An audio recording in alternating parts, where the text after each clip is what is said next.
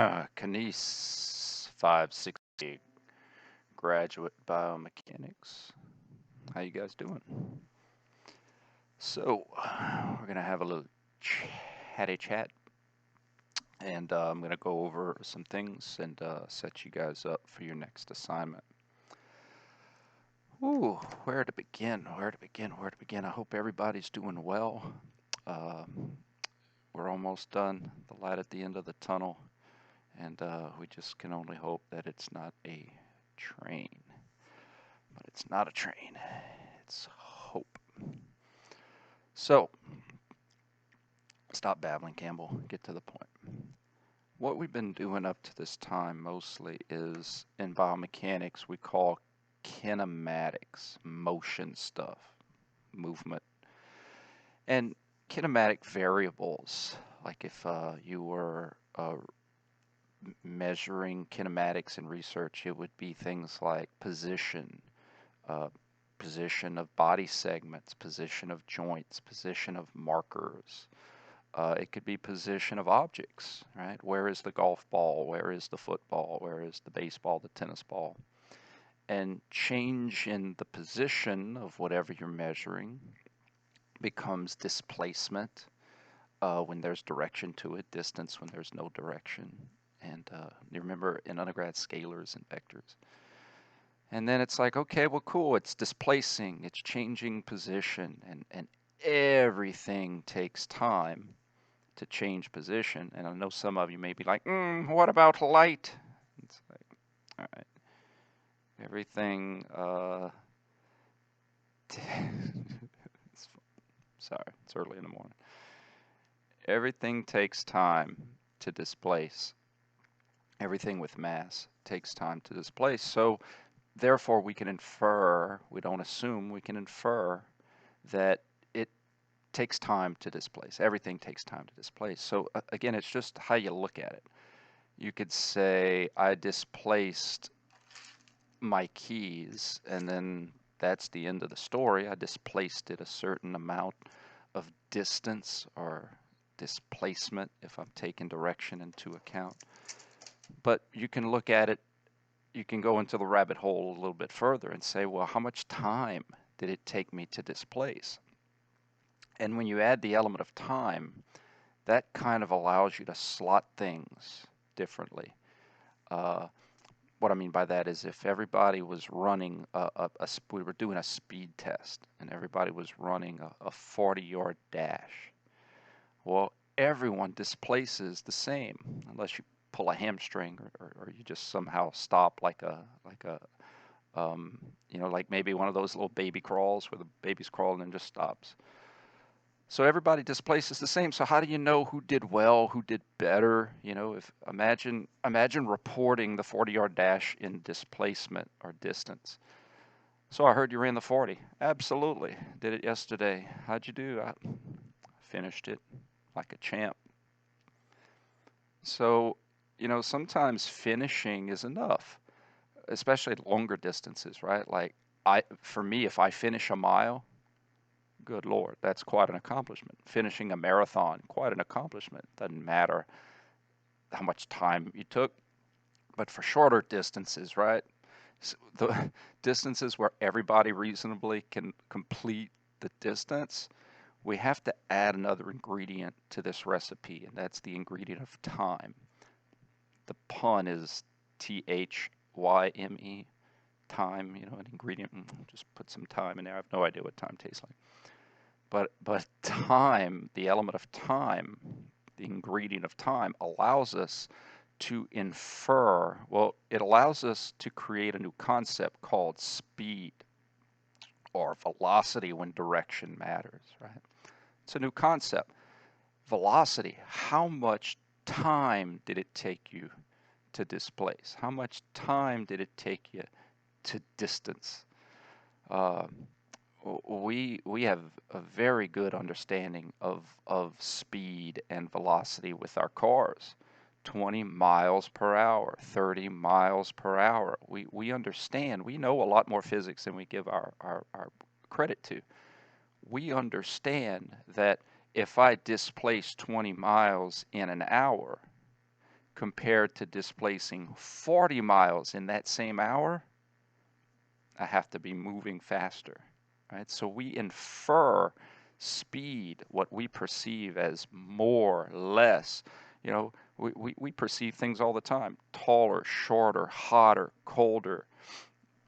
You know, we are creatures of, we're pattern recognition is one of our strengths as humans. And so we pattern recognize that displacing 40 miles in the same unit of time as displacing 20 miles means I had to be moving faster.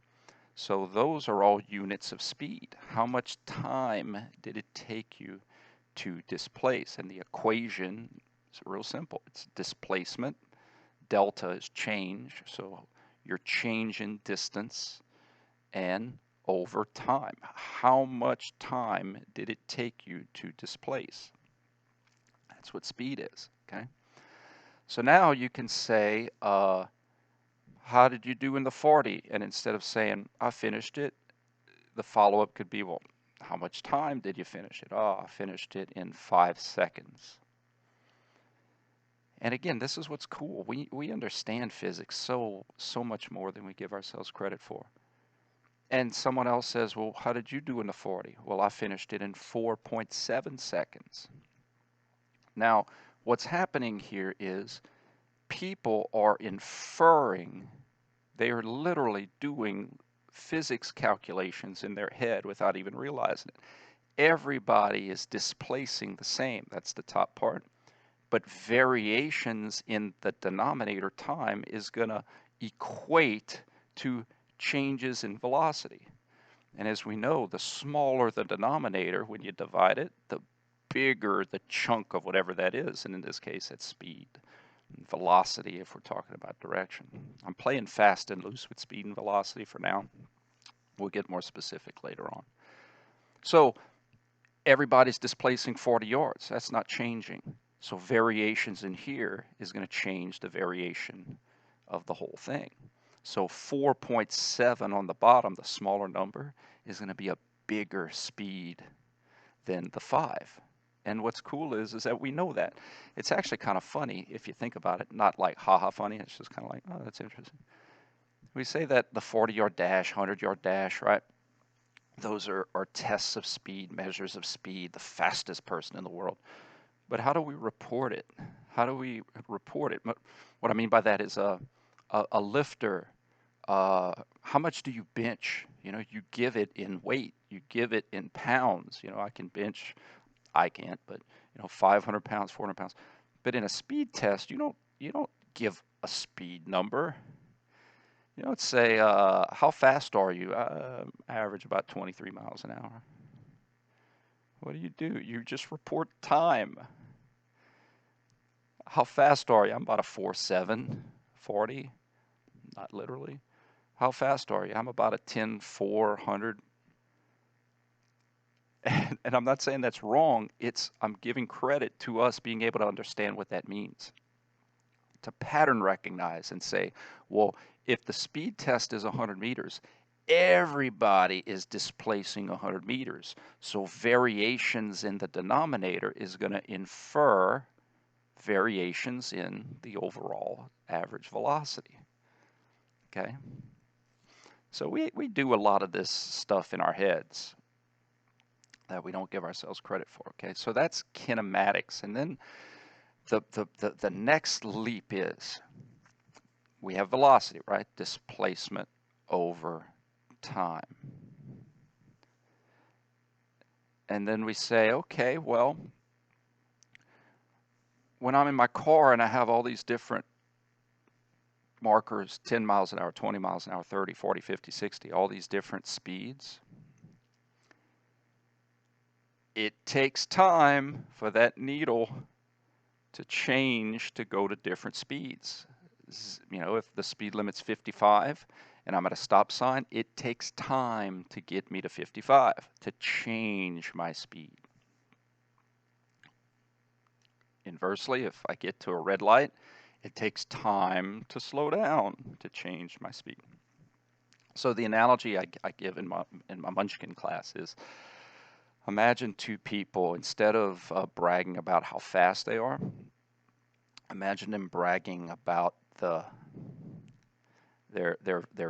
vehicles, and one of them's like, I can get to 100 miles an hour, and they have like a Maserati, right, a sports car.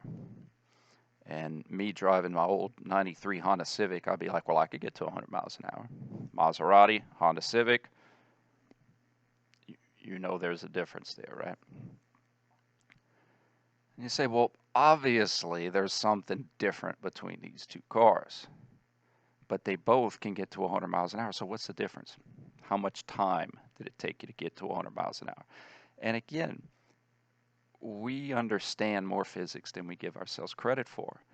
The car dealership that brags about the horsepower of a car, 0 to 60 in 4.2 seconds, we can understand what that means. Oh, okay, it takes me 4.2 seconds to go from nothing to 60 miles an hour. How much time did it take me to change my velocity? That's acceleration. That's what acceleration means. Acceleration, velocity was how much time did it take you to displace?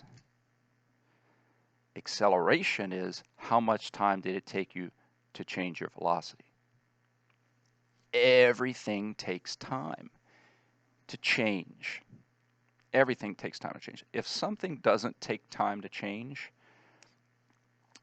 you are either Harry Potter or a Jedi. Well, I don't think Jedis use that kind of stuff. It's magic. Everything takes time to change. So again, just think of your speedometer, man, as the marker for all kinematic variables. You know, where is your car at? Where are you at? That's your position. You press on the pedal, you start to change your position. That's distance, displacement. Your speedometer tells you, odometer tells you distance, right? How far did you go? And then you say, okay, well, how much time does it take me to displace? That's speed, velocity. Playing fast and loose for now, but you understand the concept. And then the last level is how much time does it take you to change your speed or velocity? That's acceleration. Now, units, position where you at, X, Y, that's where we get into, you know, those kind of things. Distance, right? How many meters and feet kind of stuff. Speed, miles per hour, meters per second. Most of the time in research, you're going to have to use SI units, but I don't use SI units in my classes because we don't have the data to perceive how fast something is going meters per second. We understand miles per hour because that's what our car tells us, and we understand we could logically think about what it's like to move 20 miles an hour as compared to 40 miles an hour, as opposed if I said 5 kilometers per hour or 60 kilometers an hour. Okay, so that's why I use those markers in the English, because we understand it. So my point is, if you think about units, meters per second, that's a speed unit. Meters is the top part, displacement in meters. How much time did it take you? Seconds. How much time did it take you to displace? Feet per second, that's speed. How many feet? BB guns a lot use units of speed in feet per second. And in acceleration, this is the coolest one to me, because in undergrad, you use the term meters per second squared, and that was always like magical, right? Or meters per second squared, Jeeves. But the reality is, what it really is because remember, acceleration is change in velocity. So remember, we already used time to calculate velocity. So velocity is now the numerator, and how much time it takes to change the velocity. So we're using time twice. We already used it for the speed velocity, and now we're going to use it again because we need to ask ourselves, how much time did it take you to change your velocity? So that's where the seconds twice comes from. How much time did it take you to change your velocity? And time is already in this. So that's where you get meters per second squared, or meters per second. Okay? So that is a brief summary review of undergraduate physics for kinematics, movement variables. And as we know from Newton, there's a relationship between movement and what's responsible for the movement. I think of it as cause and effect, right? So, in other words, again, unless you're magic, nothing is going to just start changing its motion on its own. Everything, there has to be a reason. There has to be a cause for the effect. And so, what Newton came up with hundreds of years ago, which was pretty cool. He was in, ironically enough, he was in quarantine when a lot of his best ideas came about.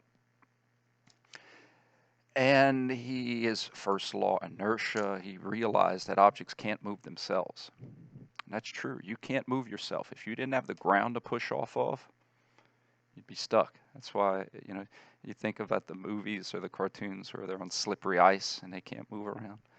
So objects don't move themselves. It takes outside influences to move those objects. Inertia, you can give it a long definition. An object at motion stays in motion. Object at rest stays at rest. Or you can just simplify it and say inertia is resistance to change. It's an object's resistance to change its motion based on its mass. More stuff, more change. Sumo wrestlers have a lot of mass. They're going to resist change in their movement. I joke that my hometown of Delcombe, Louisiana, a very small little French town, so our high school football team didn't have a lot of big people. So our linemen weren't very big, so they were influenced very easily. They were easy to move. Linemen in the NFL are big people. Why? Because they're going to resist change in their motion. Real simple. Then Newton was like, well, if objects are resisting change to their motion, what's trying to change their motion? And that's when he came up with F is equal to ma, where it's the ultimate sentence of cause and effect, that you have object's motion, kinematic, that object's mass is kinematic, because when you're talking about your car and its position, the position of what? The car, the mass of the car. Its change in position of what? The car, the mass of the car. Its velocity of what? The car, the mass of the car. Its acceleration of what? The car, the mass of the car. So the object's mass is kinematic. And so F is equal to ma is, well, what's influencing object's movement? And the a is acceleration, as you know. Well, outside forces. You know that equal sign? That's on the other side of the fence. Equal signs are relationships. The stuff on this side of the equal sign is directly proportional to the stuff on that side of the equal sign. Okay? And so the F part, technically, it's the sum of all the different things that are influencing that object. That could be one thing, but usually it's multiple things. And how all those different forces from all those different other objects are directly proportional to potentially changing that object's motion. That's what F is equal to ma is. So Newton was like, oh, that's cool. So objects can't move themselves. They can't influence themselves, but other objects can influence other objects through forces, through influences. And that's what he understood. Simple means or explanation of that is this softball cannot influence its own motion. I, or some other object, has to influence the ball's motion, change its motion, give it spin, give it speed. Now, Newton finally realized in his third law is that, well, if that ball is feeling an outside influence from Brian must be feeling an outside influence back from the ball. And that's what action-reaction is. And action itself is kind of misleading because action sounds kinematic. Like you think about in Hollywood, right? They're about to, film a scene, right? There are all the actors and actresses are out there. And the film director does, and action, inferring move. But the reality is that Newton's third law is more of a force counterforce. It's about forces. if the ball feels a pushing force from my hands, it's impossible for me not to feel a pushing force back from the ball. Same exact amount of force, just opposite directions.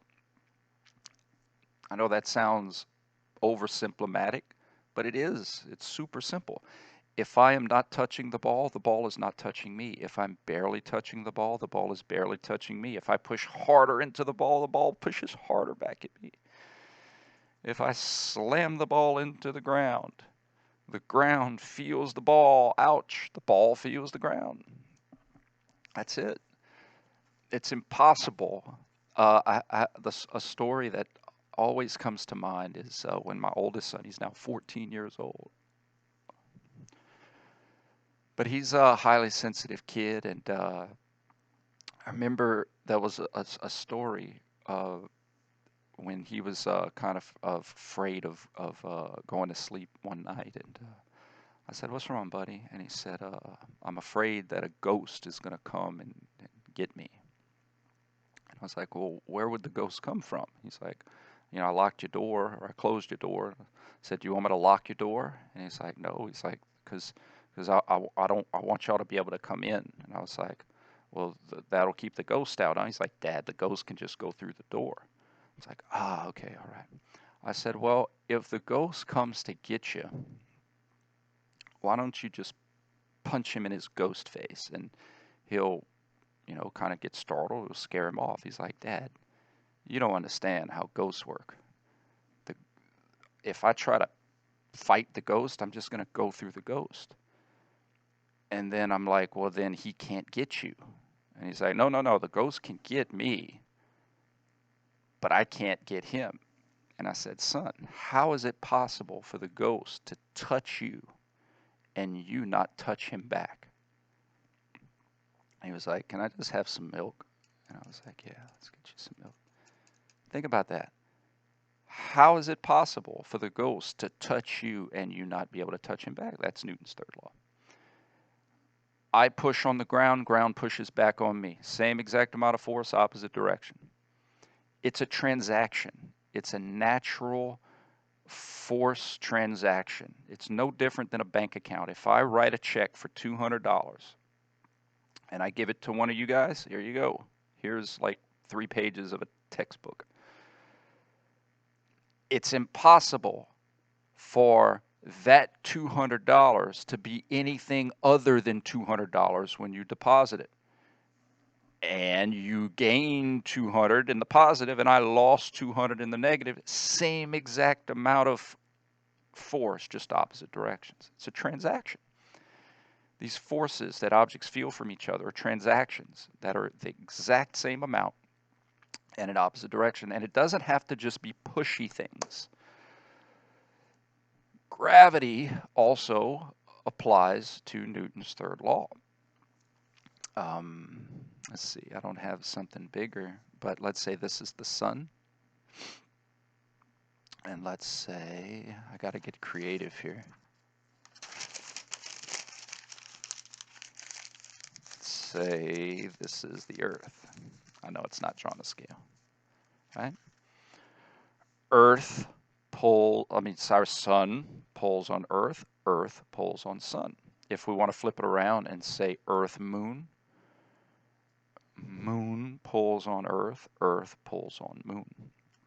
And what's really neat is our tides is actually kind of a combination. A tide is just a bulge. It's the sun and the moon pulling, and the fluid is actually movable of our.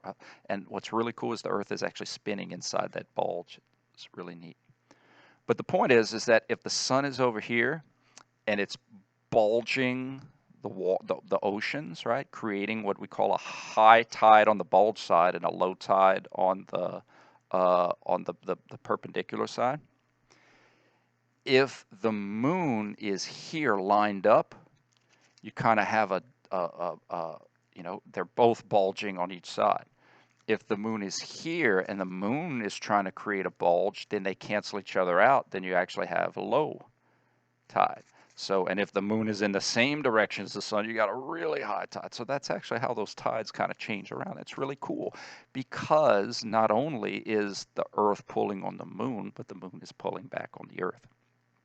Not only is the sun pulling on the Earth is pulling on the sun. Sun's so big that it doesn't really feel it, but it's there. But it's there. The center of this planet, not the ground, through the ground, 3,000 miles down, is trying to influence, trying to call us, pull us to the middle. The ground stops us, but we are pulling back up on the center of the Earth. It's such a small little arrow compared to the whole mass of the Earth that the Earth doesn't notice, but it's there. It's there, okay? So let's segue into muscle influence. So what I did is I kind of walked you down a path of review into, we talked about a lot of kinematic stuff, movement, flexion, extension, left transverse, right transverse. Now we're going to talk about, well, what influences motion? Forces, kinetics, force variables. And the next assignment is going to be looking at external forces, like, you know, resistance weight. Oh my God. Oh, I'm old. Gravity and ground reaction forces and all that fun stuff. But today we're going to talk about internal influencers, and that's your muscles, your muscles, okay? And muscles work through pull force, tension. Remember in phys, right? All those little cilia, those actin and myosin, very cool little bottle brush technique, and they're pulling at both ends. The key thing, and I'm overly simplifying this for not only effect, but for purpose, because I want you guys to remember some of this stuff forever.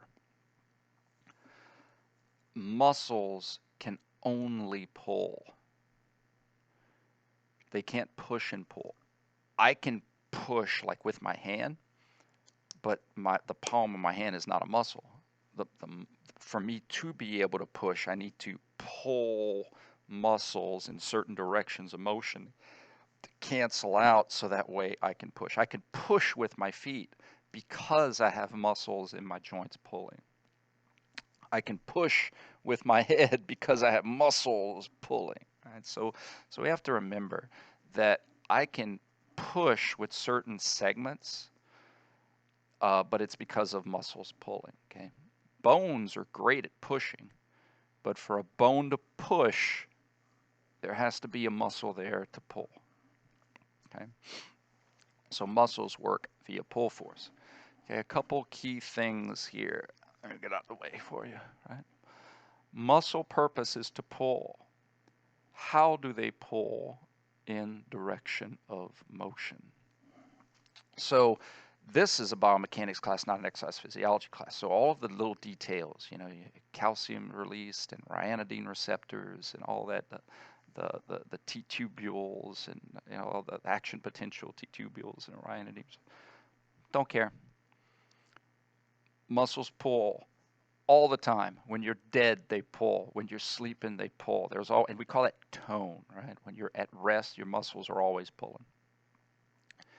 And we're going to simplify it for this class in that, just like an E-stim machine, we know that how I vary the amount of pull, how do I know how much to pull, is based on electrical signal. Right? You give it more electricity and it pulls more.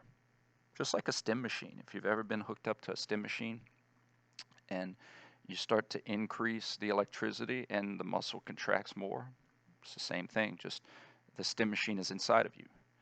And you can ramp it up to as much as you need. And there's different techniques, you know, there's ramping, and then the fiber types. So there's different ways your body can use a little bit or use a lot. But the point is that we're going to simplify this concept to muscles can only pull. How do they pull? You shoot electrical signal to it, and the more signal you send, the more it pulls. Okay. Now, this is where we get very specialized. It's so easy to play fast and loose with muscles. And what do I mean by that is, if you go to a fitness center, I'm not going to name one specifically, but let's just come up with one, like Fred Farrell's. Just coming up with something.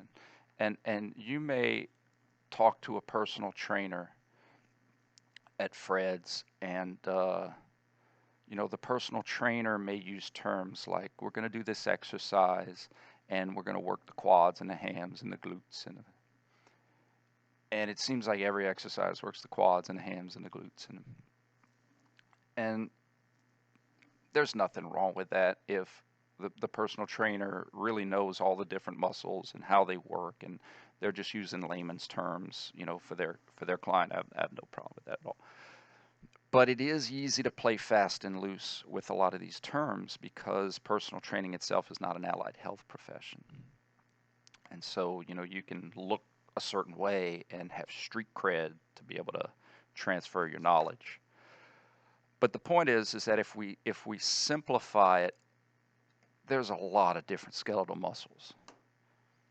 And, I'll name a few of my favorites: quadratus femoris and peroneus longus and brevis and extensor carpi radialis and tibialis posterior. So you got all these different muscles, and so it could get overwhelming, right? So the easiest way to compartmentalize, where you're not just, I guess my point is that if you always just say bicep, tricep for exercises, bicep, tricep, then the other muscles that are helping the bicep and the tricep get lost to history. Kind of like in the movie Coco, where you die two deaths, your physical death, and then when no one remembers you anymore, then you're gone. So if all we ever do is say bicep, tricep, then what about a muscle like the brachialis? Why doesn't anybody say, I'm going to do some brachialis curls? Probably because the bicep is superficial. It's on the top. It lives on the top. Brachialis underneath lives on the bottom, out of sight, out of mind, right?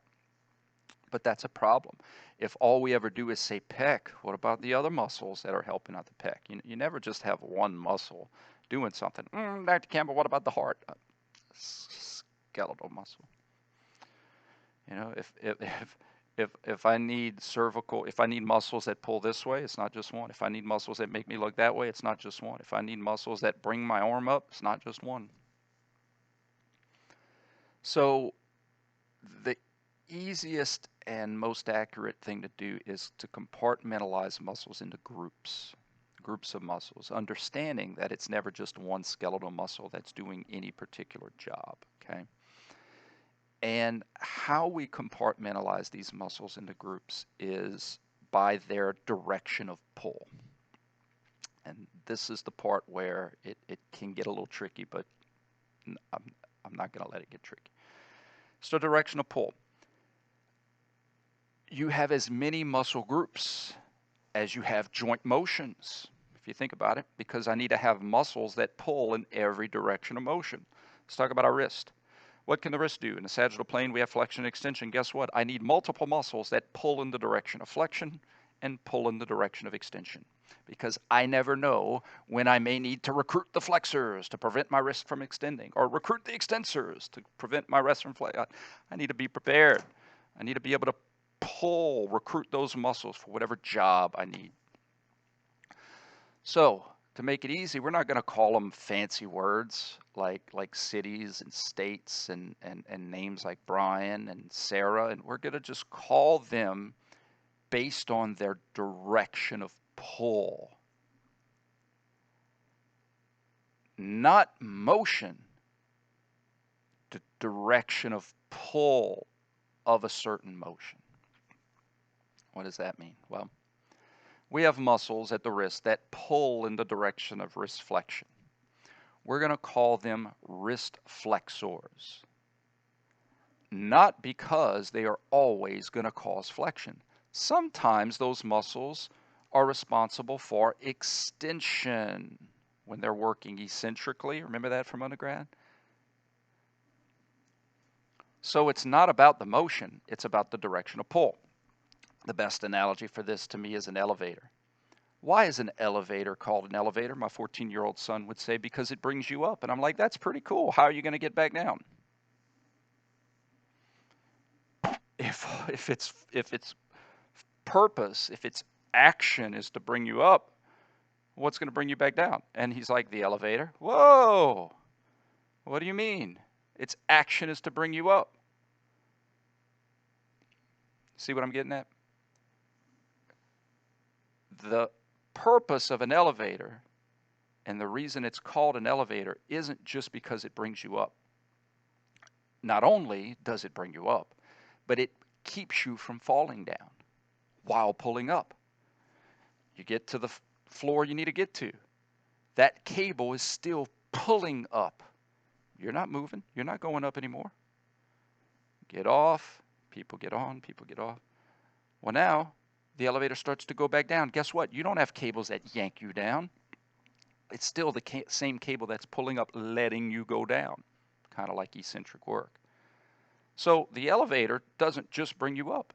It lets you come down. It keeps you from falling down. It does a lot of different actions, but it only has one function. The action of the elevator, the movement, could be up or down or nothing, but its function is to pull up. That's what an elevator does all the time. The cable pulls up, though the motion can be up, down, or nothing. And that's how muscles work. You can tell I'm getting passionate. That's like me ordering a chicken au gratin, but I'm getting passionate about it. And I'm like, I just want the chicken au gratin. The difference between purpose is function. Action is how is the muscle moving you. And action is found through contraction. I came up with that myself. I'm proud of it. What are you talking about, Campbell? All right. In some textbooks and online, you'll see the biceps brachii, its origin, its insertion, its innervation, and its action. And action, it'll say flexes the elbow or elbow flexion. And the biomechanist in me is like, so every time I see flexion, it's going to be because of the bicep? What about when I'm doing overhead tricep exercises? I had flexion. Is that because of the bicep? What if I just let my arm fall? That was flexion. Was that because of the bicep? What about when I'm doing curls and I lower it down and I have extension? Is that not because of the bicep? You see where I'm going here? Action is only found through contraction. So if you say, or if you read, biceps brachii flexes the elbow, I'll be like, yeah, that action is only through concentric contraction. The biceps brachii flexes the elbow only when it's working concentrically. Shortening while trying to shorten above resting tone. See what I'm getting here? But the function, what does it do all the time? It pulls in the direction of elbow flexion. And that's what we term a function. What's its function? What does it do all the time? Even at rest, that muscle pulls. Think about it. How would isometrics make any sense with those textbook definitions? Biceps brachii flexes the elbow. What if I'm not moving? Does the biceps brachii, can it do a job? Of course. If I'm just holding this position, it's doing a job. It's working. There's no motion. There's no action. The action is isometric through contraction. That's the point. Action is through contraction. Function is through purpose. So You have as many muscle groups as you have joint motions. What does the ankle do? Plantar flex and dorsiflex. You have dorsiflexors and plantar flexors. You have muscles that pull in the direction of dorsiflexion, and you have muscles that pull in the direction of plantar flexion. Your wrist, I talked about flexion and extension. You have wrist flexors, you have wrist extensors. What's the purpose? Pulling in those directions of motion. What's the action? Well, when they're working concentrically, you're going to observe flexion. And when they're working eccentrically, you're going to observe extension. But the purpose never changes. It's still pulling in the direction of wrist flexion. It's the elevator. What's the purpose of the elevator? To pull up. What's the action? To make you go up through concentric work, an analogy. To prevent you from falling down through isometric work, and to let you go down through eccentric work. Action can only be found through contraction. Okay, so I give you an example here. There's a muscle, brachialis. What's its purpose? What does it do? It's an elbow flexor, not meaning that it creates flexion all the time. It only creates flexion when it's working concentrically. The action is in the contraction. But that same elbow flexor can be responsible for elbow extension when it's working eccentrically, being lengthened while it's still trying to shorten. It's being lengthened while it's still pulling in the direction of flexion. When you're playing tug of war and you're a little kid and you're playing against your older brother or uncle, and they start pulling you to them, the motion is in the opposite direction of your pull. You're still trying to win, but they're not letting you. So think of it like this. A team that plays a game, we'll say soccer because soccer games can end in a tie. Your purpose isn't to win because no one wins all the time. Your purpose is to try to win. You're trying to win, and when you're trying to win, there could be different outcomes. You can win while trying to win. You can tie while trying to win, and you can not win while trying to win. That's the same thing with muscles. Hey, muscle, pull. All right, I'm trying to shorten. I'm pulling in a certain direction of motion, and I'm trying to shorten. But that doesn't mean I'm gonna every time. Sometimes I shorten while I'm trying to shorten. I do what I'm trying to do, and that's concentric work, concentric contraction. Sometimes I'm trying to shorten. Sometimes I'm trying to bring two ends close together, but no motion is occurring even though I'm trying, isometric. Sometimes I'm trying to shorten, but I'm letting the external force be greater. I'm still controlling it, but I'm letting. Reverse it. You're the uncle playing against the little nephew, and they're pulling with all their might. You know darn well you could sling them across the room, but all of a sudden you're like, oh, you beating me, you beating me. You let off. It's the same thing with muscles, man. I could hold this 10-pound weight for a few seconds, but if I want it to go down at the speed that I don't want to sling it down. That would be unsafe. I'm going to let off just a little bit. I'm going to let the 10-pound weight beat me, just like the uncle let the niece or nephew beat them. But note, I'm still using the biceps and the brachialis and the brachioradialis and the teres and the pronator teres. I'm still using those muscles, but I'm letting them win. It's being lengthened while still trying to shorten. That's eccentrics. So the action can be extension only through eccentric work. The brachialis, the action can be flexion through concentric work. The brachialis, the action could be extension through eccentric work. The brachialis, the action could be no motion at all through isometric work. But in all of those different motion possibilities, something never changed. Its function, its purpose, pulling in the direction of flexion, never changed. The outcome can change, winning, losing, tying, but the purpose never did. And that is the purpose of this lecture. Purpose of this lecture is to emphasize that muscles are internal kinetic influencers of your motion. They are the inside your skin puppet strings that allow us to move at the speed that we wish to move at. By influencing our motion with purpose and outcome. Purpose never changes. The direction of pull doesn't change.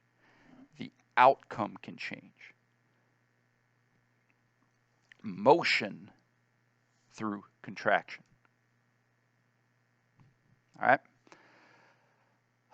After you watch this video, I'm going to post your assignment for this week. And I'm also, again, I have undergraduate lectures that I'll be more than happy to share with you or put you in. Okay. I hope everybody's doing well. Bye.